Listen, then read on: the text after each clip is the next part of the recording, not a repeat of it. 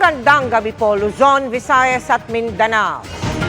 Tuloy na tuloy ang pagpapatawag bukas ng National Bureau of Investigation kay Vice President Sara Duterte para yan pagpaliwanagin ng bise sa kanyang mga binitiwang pahayag na sinasabing banta laban sa buhay ni Pangulong Bongbong Marcos.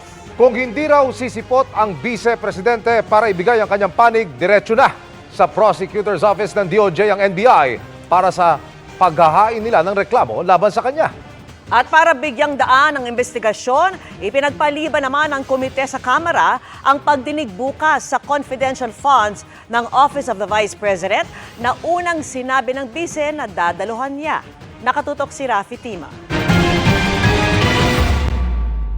Sa sapin ng inilabas ng National Bureau of Investigation, bukas dapat nila pinapaharap si Vice President Sara Duterte para magpaliwanag sa posibleng reklamo na grave threats at paglabag sa anti-terror law. Kasunod yan ng kanyang mga pahayag na kapag pinatay siya, may kinausap na siya para patayin din sina Pangulong Bongbong Marcos, First Lady Liza Araneta Marcos at House Speaker Martin Romualdez.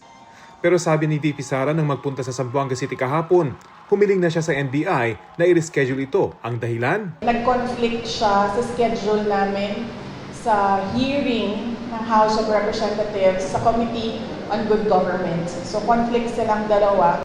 Pero sabi ngayong araw ni Representative Joel Chua, Chairman ng House Committee on Good Government and Public Accountability, kami po kanina ay nagdesisyon na i-postpone yung committee hearing for tomorrow to pave way sa investigasyon po ng NBI. Sa ganun ay hindi naman po kami nagagamit bilang excuse para masagot po yung complaint po dito. Dahil naniniwala po kami, ito pong issue sa NBI ay napakahalaga at ito po ay it concerns national security.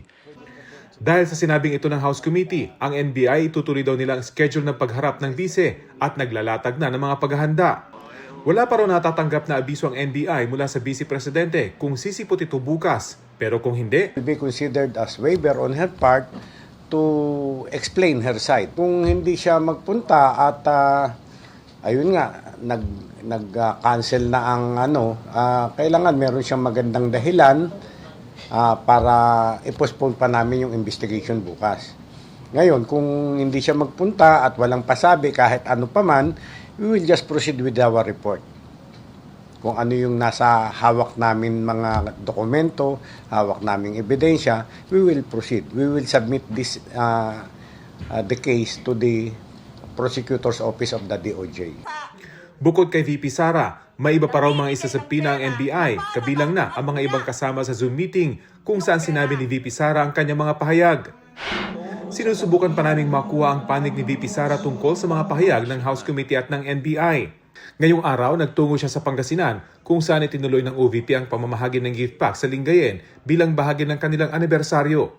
Doon nanawagan si Duterte na maging mapanuri ang bawat botante at huwag magpapadala sa pangako ng mga politiko sa nalalapit na 2025 midterm elections. Hindi tayo dapat nagpapadala sa pagbili ng boto.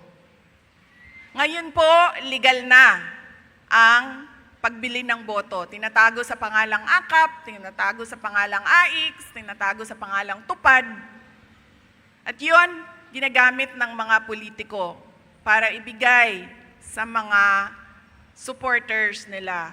Kaugnay naman sa plano ng Vice President na maghain ng kontrademanda laban sa PNP, sabi ni PNP spokesperson Jean Fajardo, handa ang pulisya na harapin ito. Para sa GMA Integrated News, Rafi Tima, nakatutok, 24 oras.